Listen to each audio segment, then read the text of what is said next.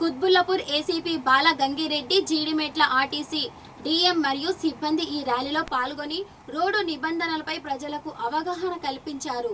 ఈ సందర్భంగా జీడిమెట్ల సీఐ గడ్డం మల్లేష్ మాట్లాడుతూ వాహనదారులు రోడ్డుపైకి వచ్చేటప్పుడు తగు జాగ్రత్తలు పాటించాలని, అప్పుడే తమ కుటుంబాలకు అండగా ఉండగలరని సూచించారు. ప్రతి ఒక్కరూ సామాజిక బాధ్యతగా ట్రాఫిక్ నియమాలను పాటించి ప్రమాదాల నివారణకు సహకరించాలని వారు కోరారు. ఈ కార్యక్రమంలో పోలీస్ మరియు ఆర్టీసీ ఉన్నత అధికారులతో పాటు సిబ్బంది పాల్గొన్నారు.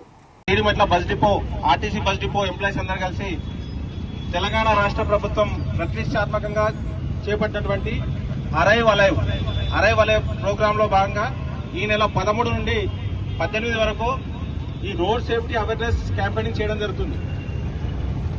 మనం ఇప్పుడు అందరము మొన్న ఒక ప్రాబ్లం ఫేస్ చేశాం. గ్యాస్ షార్టేజ్ వచ్చింది, పెట్రోల్ బంక్ లో పెట్రోల్ లేదు, డీజిల్ లేదని టెన్షన్ పడ్డాం. దానికి కారణం ఏంటంటే 2 దేశాల మధ్య యుద్ధం. ఆ యుద్ధంలో చనిపోయే మనుషుల కంటే కూడా మన దగ్గర భారతదేశంలో రోడ్ యాక్సిడెంట్లు ఎక్కువ మంది చనిపోతున్నారు. కాకపోతే అది ఒకేసారి ఇంపాక్ట్ కనపడదు కాబట్టి మనం నెగ్లెక్ట్ చేస్తున్నాము. ఒక రోడ్ యాక్సిడెంట్ జరిగితే ఆ ఫ్యామిలీ చిన్నభిన్నం అయిపోతుంది. ఈరోజు హాస్పిటల్ ఖర్చులు అనేది చాలా ఎక్స్పెండిచర్ అయింది.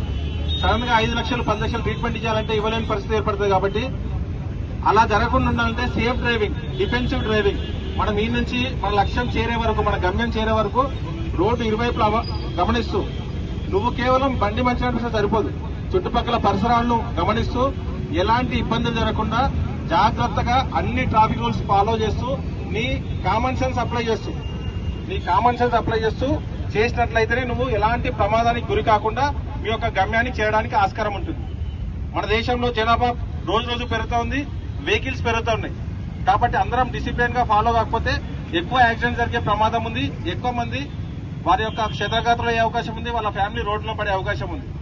మనం ఏమనుకుంటామంటే మన ఇల్లు పక్కనే కదా, ఇక్కడ దగ్గర పోతే సార్ బైక్ కింద హెల్మెట్ లేకుండా అనుకుంటాం. కానీ అదే రోడ్లో పెద్ద వెహికల్స్ కూడా పోతాయి కదా.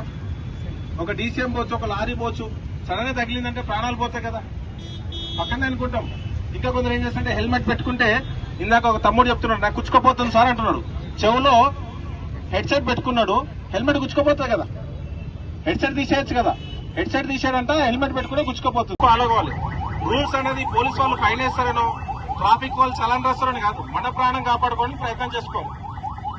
ఫైన్ రాస్తే 100 రూపాయలు పెడతారు. కానీ ఒకళ్ళు హాస్పిటలైజ్ అయితే, ఒకళ్ళు చనిపోతే, నీకు చిన్న పిల్లలు ఉంటే, రేపు పొద్దున్న నాన్న లేకుండా కలవడం ఎంత కష్టం, తండ్రి లేకుండా పిల్లలు పెరగడం ఎంత కష్టం.